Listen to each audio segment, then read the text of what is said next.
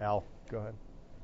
We have time for a couple more after Thanks. that. I'm Al Pessin. I'm the Pentagon correspondent for Voice of America, and I'm an adjunct at Medill here in Washington.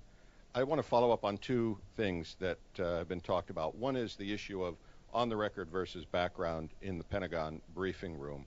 And it was good to hear you say that your preference is to have as much on the record as possible, but I haven't researched it, but I'm sitting here trying to remember when an assistant secretary or deputy assistant secretary has been in the briefing room on the record in the last 2 years. I can't remember such an occasion being on the record, even undersecretary or deputy undersecretary, with the exception of Ash Carter. But certainly nobody talking about policy that's always on background, whether it's a report that's come out like the China Power Report or a follow-up to some foreign visitor. It's always on background, and also on trips. When traveling with the secretary, the policy folks always on background. So I'd be interested to hear why that is, or whether you have any interest in changing that. And then the other thing on WikiLeaks, you mentioned Colonel LePen, who does our morning gaggles. About a week before the latest documents came out, he, on behalf of the Pentagon, urged established media organizations not to cooperate with WikiLeaks and publish this material, saying it would give a veneer of credibility to this, what he called this irresponsible action. So my question for you, Doug, and for Elisabeth is, do you think the Times and the other newspapers did a terrible thing by participating in this? And what, if any, consequences would you foresee? And Elisabeth, to the extent you're aware, was this discussed at the Times? Was it considered that although you're always happy to get new information, that maybe there was some reason that, or some reasons to consider that maybe it shouldn't be done in that way? Before you start, Al, with regard to your first question, you'll notice I did ask the Secretary if we could be looking forward to more on-the-record briefings in the future. So anyway, so I'll go first, and then and Elisabeth. But if it's all right with you, Josh, after we do this, I do want to raise one issue that I think is worth it for the school and for the purpose of this seminar, because Al is a correspondent for the Voice of America. I worked for several years in public diplomacy, and I do want to make a point. Al's at the kind of the nexus of kind of the military and civilian parts of journalism, and I want to make a point about public diplomacy in the military as well. But let me just respond by saying that we are making every effort to provide as much information as transparently, incredibly, and timely as we possibly can.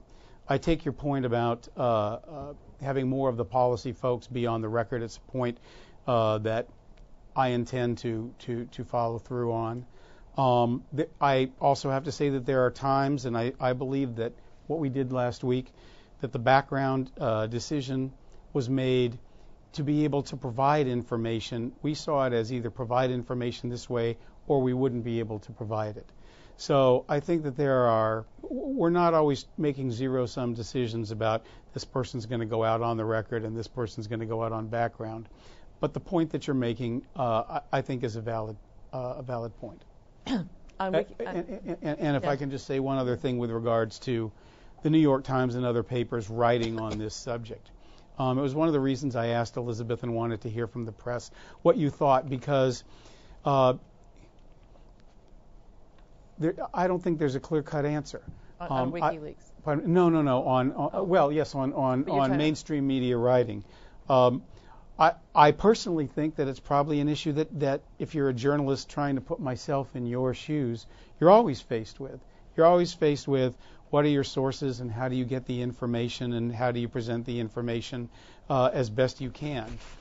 I have to make difficult decisions, and I understand that members of the press have to make difficult decisions as well. So in dealing with this, I've stated what we think about WikiLeaks, and I've stated what we think about the information out there and how it was presented. But I also understand that no one is living in a zero-sum world, including the press. And Al, on the mic, I wasn't part of the discussions of whether this would be run in the New York Times once it was made available. So all I can tell you is what I've been told by editors, which is there was a news value in the information, and the Times decided to treat, as I said before, WikiLeaks as a source and handle it responsibly. We have about 1 minute left. Do you want to say something else? May I, if you don't mind, because I'd love to hear also my colleagues here and what you think. And Al's asking the question brings this to mind because I think it's relevant. Right. In a world where you can and do communicate by technology and email and Facebook and all of this, I think we are losing sight of the importance of the direct human contact in conveying information.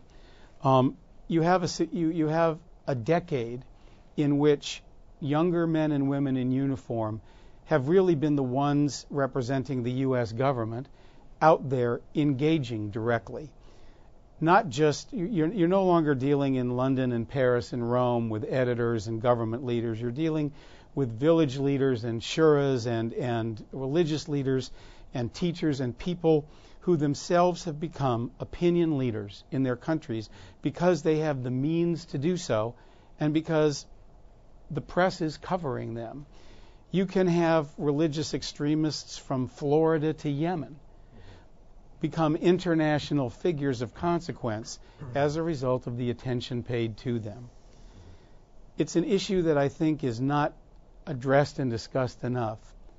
And I think an accompanying issue not addressed and discussed enough is the fact that the non-military components of our government, those in public diplomacy, development, and elsewhere, have, I think, lost the ability to do their work productively, given the structure and the circumstances now in which they have to work behind embassies which are virtually fortresses, spending a good deal of their time stamping visas at the beginning of their careers, and in essence on a kind of a parallel but lesser track to try to become ambassadors.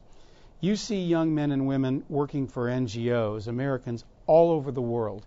And I would just say that I hope your next seminar, or one of your next seminars, would have to do with how do you provide the incentive and encouragement for those kinds of people to come into the non-military parts of communication and be able once again to provide the essential elements of the human interaction that I think is so key in developing policy. That's a great place to stop.